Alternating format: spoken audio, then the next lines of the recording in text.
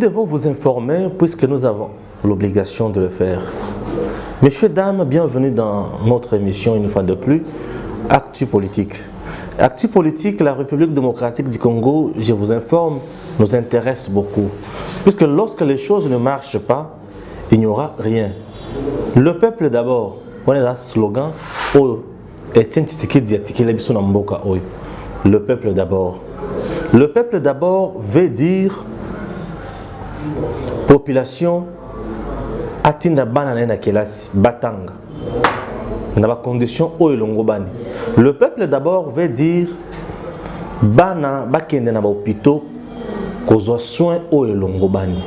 Le peuple d'abord veut dire encore population azala na sécurité oyo ya mutuya. Population akenda kana misala na ye comme il se doit.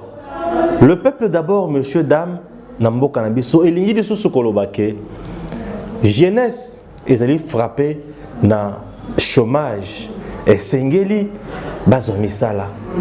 Ba jeune bazo misala ba tika mi pesa na banditisme urbain mais bazala ba jeune oyo bakosala eloko malonga.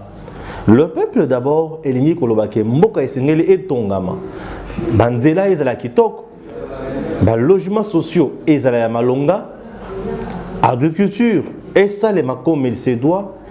Mboka ezwa ba visiteurs baya ko investir na mboka na biso. Ces investisseurs ba ko créer ba emploi pour la population.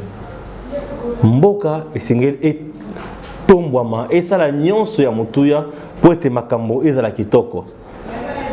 Le peuple d'abord, messieurs, dames, elingi diso sokolobake batu bazawana pour contribuer na évolution ya mboka na bango. Bakopesa bango chance na ba dimension nyonso. Alors, ce qu'on appelle décision, ezali ba difficulté transformée na mibeko pour être makambo etambola. Comment faire pour na mboka etambola? Et sengeli ezala ba dirigeant oyo bazali capable ya kozwa ba problème ya batu comme ça on ba décision malonga pour être makambo kende liboso na mboka na biso élection et salema. Après élection tout se retrouvera devant deux camps FCC na cash parce que quand il y a la muka il se retrouve en opposition bien que le bazo senga kaka pouvoir na bango selon bango. Nous avons une coalition FCC cash. Dans ce pays aujourd'hui, nous avons un ancien président vivant et qui reste dans ce pays. Il s'appelle Joseph Kabila. Après élection, il est là. Dans son Kingakati, partout, ça est là.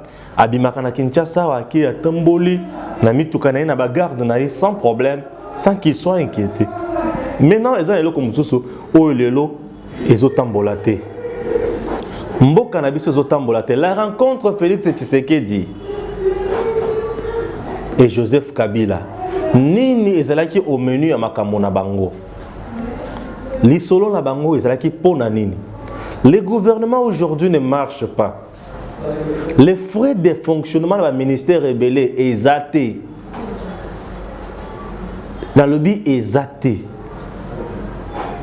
Mais frais de fonctionnement de la présidence et l'équité en matière de dépenses. Joseph na Félix Bakutani. Toyoki qui est au menu à échange na bango, babanda kolobela coalition na bango. Batala évolution à coalition et zandengenin. Évolution à coalition, tokotana muke wana, c'est mato évoluer na point mosos. Évolution à coalition FCC cache Zama B. C'est une coalition des hypocrites. Une coalition, il y a tirer chacun a tiré drap de son côté. Comment vous vous imaginez Namboka Nabisoto yebi très bien que Mboka oh c'est la canne d'impunité belé bato kangama makamono so mabe mais Chadar il s'est fait le luxe de dire que impunité comme officielle Namboka Nabiso lelo. Est-ce que vous trouvez ça normal? Et ça c'est une coalition. Entre-temps, il y a des personnes azolobani. Na régime na bango to na parti na bango ezana mutu moko te oza sous sanction il y a l'Union européenne, il y a les États-Unis. Est-ce que la coalition va à tout moment le lengue wana la coalition te la coalition mais chaque camp a un leader na ye batu akashi bazoyoka batu akashi donc Félix et Kamer batu ya FCC bazoyoka kaka Kabila.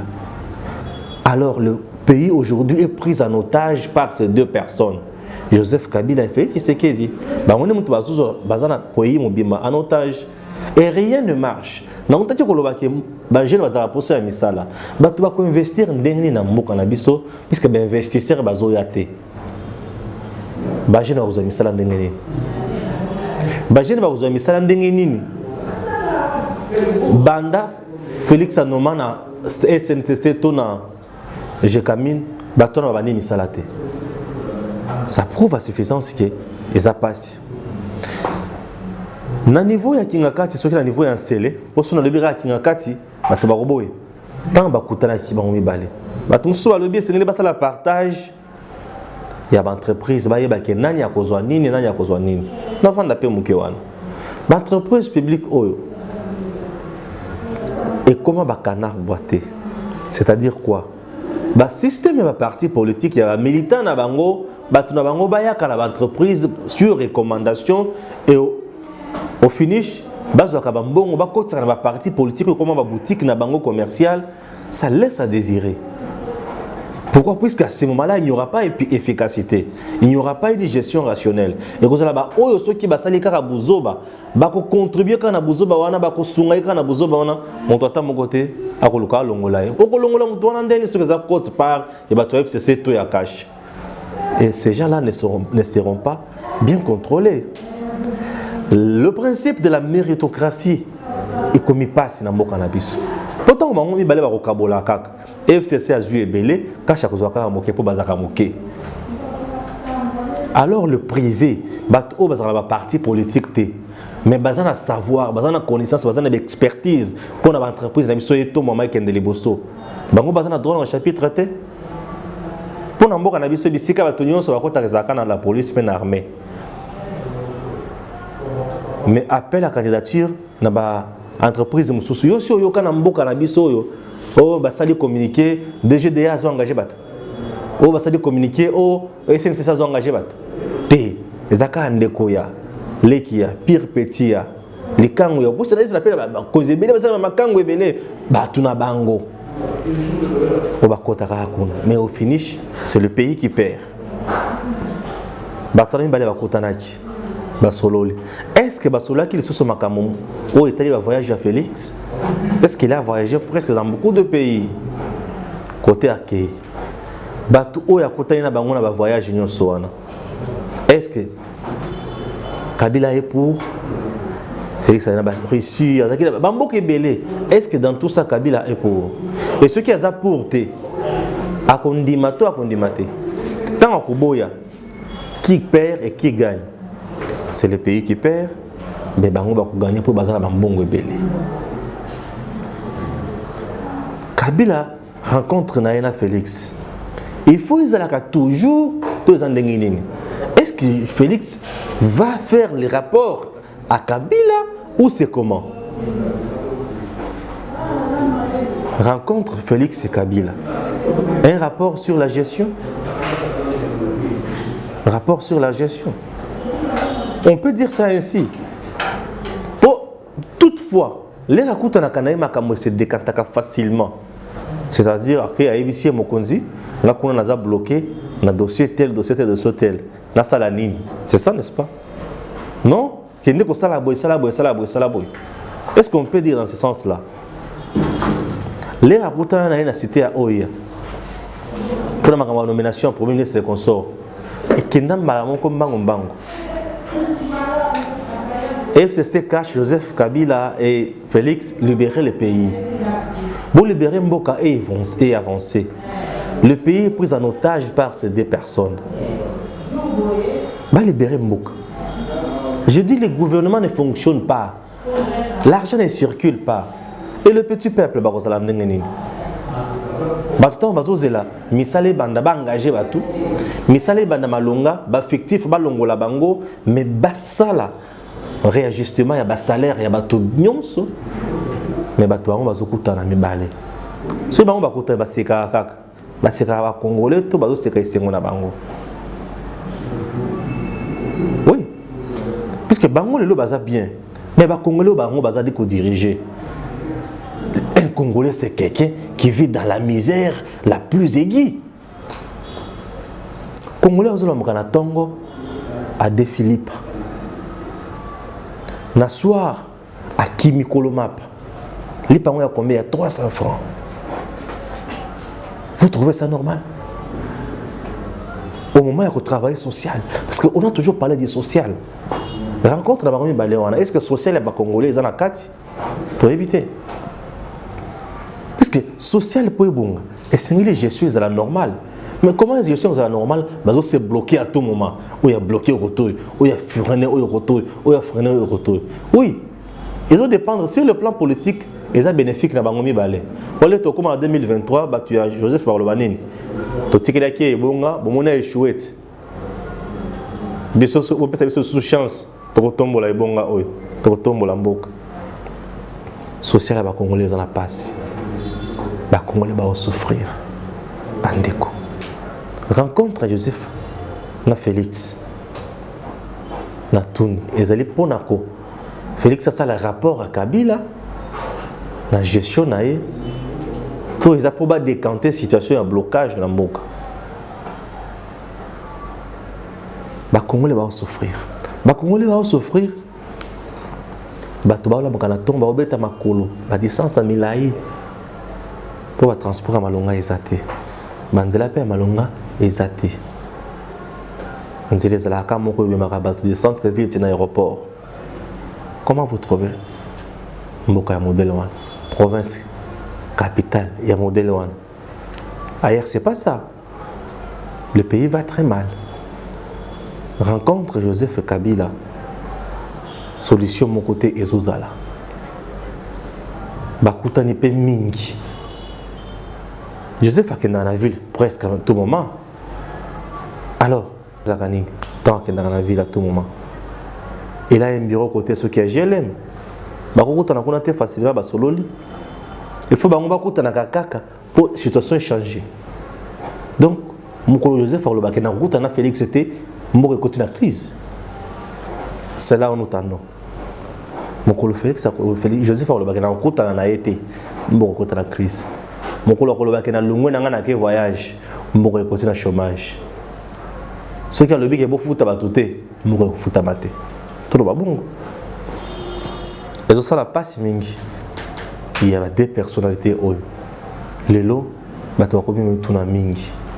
Il y a solo vraiment élection, c'est les mecs qui n'ont pas tout une nomination. Mais la constitution n'a pas monnaie nulle part au président de la République Banomakae. Il y a que le président de la République a été élu, voté au suffrage universel à un seul tour et direct. Les AKD 2 tours et comment indirect et comment 2 tours. Les AKD 2 et comment un tour plutôt. Tout ça, ce sont des choses où vous allez connaître que Congolais dans le Nabiso. Et la ministre toujours va boyer. Ma campagne est toujours par terre. Nous sommes là pour dénoncer tout ce qui est faux, pervers, impire, dans les soucis que Mbuka est tombé. Pour ceux qui ont dénoncé ma campagne, le lingue boyé, moi retombé maté. La République démocratique du Congo a besoin de Oyo, plus d'hommes d'État et non d'hommes politiques. Puisque les hommes d'État ont toujours intérêt à la population. Ils ont une histoire noble pour la population. Que de génération en génération, c'est tel à Salaka boye. Mais ce qui est que des solutions, c'est n'importe quoi. Tosungana, RDC et Tombo Mike Ndeliboso. Boboye et ce symbole sous-souté. Mboko komanda koza jamais ko tambola sur base ya volonté à batomi balé. Donc ce que Joseph Kabila lobité, batona va bloquer, Félix est bloqué et le peuple souffre. Volonté à batomi balé. Or le pays marche sur base ya texte. Tu as vu que parlement ko tambola boye, gouvernement ko tambola boye, président c'est ko tambola boye, c'est ça. Mais où il y a le comment que pour étendre la maladie, est-ce que le bénin, musée a sema diekuli, pour pas bien rayer bonga, musée a sema diekuli, Alors, bien, nous ceux qui ont le billet, mais acheter mes clients, ah ok, ça va. Vous êtes beau, on a assez. Donc, on a le billet pour te dire volonté n'a été. RDC Macambo. Donc, trouver autant de la volonté à battre balai. Et comme on a tambola qui a Keti, à Zongi, à côté de l'autre tambolate, bon, ça va, on a qui a catché au coup de la Mokondi. Ah bon? Et en vrai dire, tout ça, c'est ma vérité. Est-ce que Joseph Kabila pouvait rester sur la scène politique? Soyez un peu sérieux. Il a fait 18 ans à la tête du pays, depuis 2001. À part Wana, Ayaka déjà dans 99, 97, Nafdel, il était là. Soda, Bouébiango. Avant de dire qu'il y a Makamo les lois Sissi Mandanaï. Il a fait 18 ans. Sur dans une 4 ans, 22 ans, n'a rien, il y a espace présidentiel. Est-ce qu'après avoir fait ce qu'il a pu faire en RDC, est-ce qu'il ne pouvait pas se retirer à comment un consultant? Est-ce que Joseph ne pouvait pas se retirer avant de vraiment qui pas camarade politique? Elle dit bon, FCC ma famille politique, avant de se retirer vraiment. Et dans le texte, je souhaiterais aussi que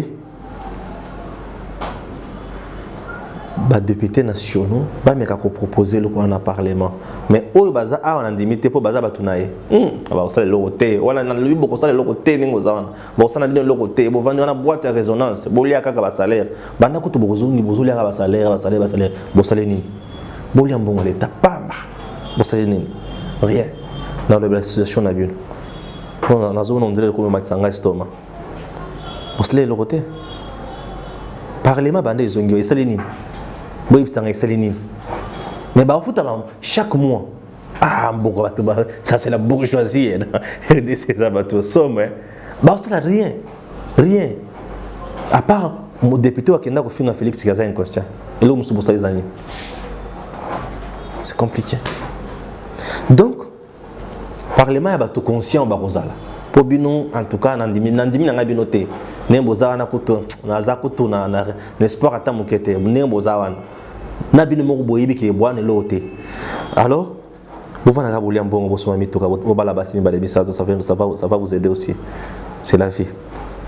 Na mukina na lola le connaître la teka na mukia pour bénéficier.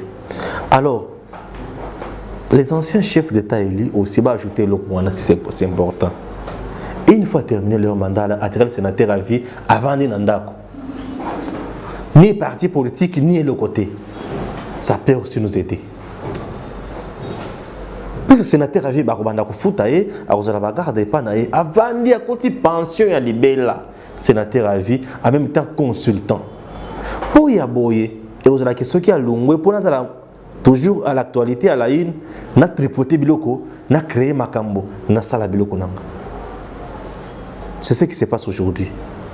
Joseph Amoni qui faut le pouvoir, mais pour la longue, il faut la nini. Là, ça n'a pas député belé, là, ça n'a pas gouverneur dans la province Nyonso, comme ça, n'a pas sénateur rebellé. Là, ça au cœur du débat. Il est au cœur du débat. L'omniscient, l'omnipotent, l'omniprésent. Il y a politique, il y a un beau cannabis, c'est toujours lui. Population a marché à Toboye Joseph Kakaye. Bon comprendre que Bisso Bato a mis ce 4 années pour comprendre que c'est toujours lui. Donc c'est un peu ça.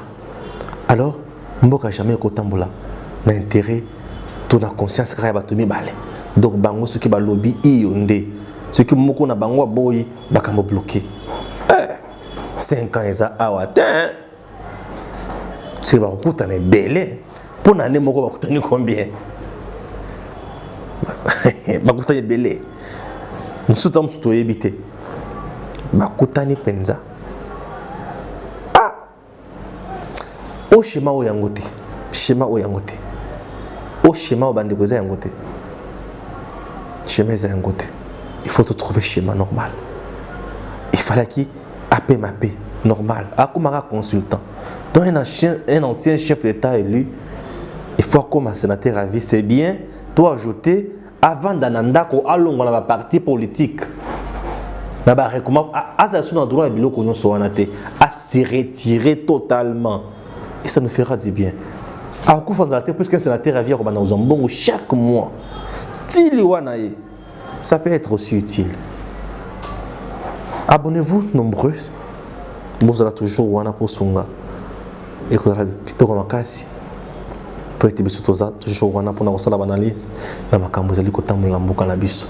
Population, azali konyo kwama. Pour il faut Joseph Aloba. Pour il faut Félix Aloba. Ce qui est bango balobité passe. Donc je ne vois même pas utilité l'Assemblée nationale, il y a Sénat, il y a gouvernement. Parce que bango nyonso ba vandi bazo de la kaka bango mbala baloba. Ce qui bango mbala balobité ba yokanete nyonso za bloqué. Ah. Mais tout ce que moi je sais c'est que lorsqu'on est ministre, on n'est plus ministre d'un parti politique ni d'une plateforme politique. On devient ministre de la République. Mais en RDC, c'est le contraire. On est ministre, on obéit à l'autorité morale, les tout-puissants. Et sans cela, rien ne marche. Que Dieu bénisse la République démocratique du Congo. Nzambe asunga toujours bino. Tukutani balasima. Na ba réflexion sous actu politique toujours et tokolembate. À très bientôt.